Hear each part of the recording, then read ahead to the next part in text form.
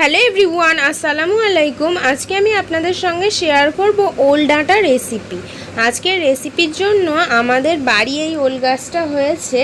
প্রথমেই ওল ডাঁটাটা কেটে নিচ্ছে।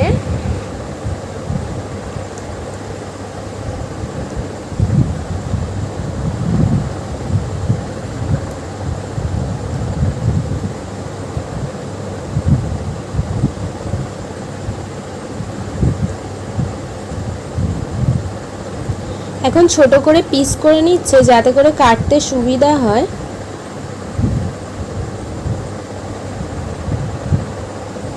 ওল গাছটা ছোট করে পিস করে নেওয়া হয়ে গেছে। এখন খোসাটা ছাড়িয়ে নিচ্ছে।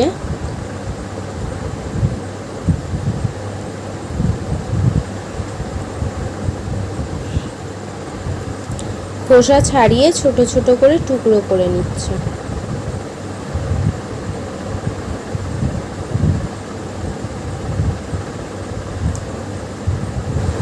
সমস্ত ওল ডাঁটা কেটে নেওয়া হয়ে গেছে। এখন একটি নারকেল ভেঙে নিচ্ছে।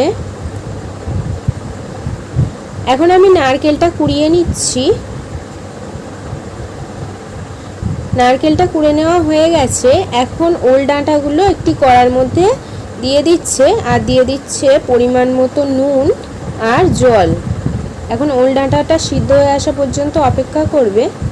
অন্যদিকে একটি কড়ার মধ্যে পরিমাণ মতো সর্ষের তেল আর পেঁয়াজ কুচি দিয়ে একটু নেড়েচেড়ে অ্যাড করে দিচ্ছে থেঁতানো রসুন। তারপরে একটু নেড়েচেড়ে অ্যাড করে দিচ্ছে শুকনো লঙ্কা আর গোটা গরম মশলা। উপকরণগুলো একটু নেড়েচেড়ে ভালোভাবে মিক্স করে নিয়ে অ্যাড করে দিচ্ছে তেজপাতা। সমস্ত উপকরণ ভালোভাবে ভেজে নেওয়া হয়ে গেলে অ্যাড করে দিচ্ছে হলুদ গুঁড়ো, স্বাদ মতো নুন আর জিরে মরিচের গুঁড়ো। উপকরণগুলো দিয়ে আবারও ভালোভাবে নেড়েচেড়ে নিচ্ছে। এখন অ্যাড করে দিচ্ছে চিংড়ি মাছ। চিংড়ি মাছটা একটু নেড়েচেড়ে ভেজে নিচ্ছে। চিংড়ি মাছটা নেড়েচেড়ে ভালোভাবে ভেজে নেওয়া হয়ে গেলে অ্যাড করে দিচ্ছে আগে থেকে কুড়ে রাখা নারকেল। নারকেলটা একটু নেড়েচেড়ে হালকা ভেজে নেওয়া হয়ে গেলে অ্যাড করে দিচ্ছে আগে থেকে সিদ্ধ করে রাখা ওল ডাঁটা। ওল ডাঁটাটা দিয়ে ভালোভাবে মিক্স করে নিচ্ছে নারকেল আর চিংড়ি মাছের সঙ্গে। এখন অ্যাড করে দিচ্ছে পরিমাণ মতো চিনি। এখানে আপনারা যেমন মিষ্টি খেতে পছন্দ করেন চিনিটা ঠিক ততটাই দেবেন। সমস্ত উপকরণ দেওয়া শেষ। এখন গ্যাসের ফ্লেমটা মিডিয়াম টু হাইতে রেখে আরও 10 মিনিট মতো নেড়েচেড়ে ভেজে নেবে। 10 মিনিট মতো নেড়েচেড়ে ভেজে নেওয়া হয়ে গেছে।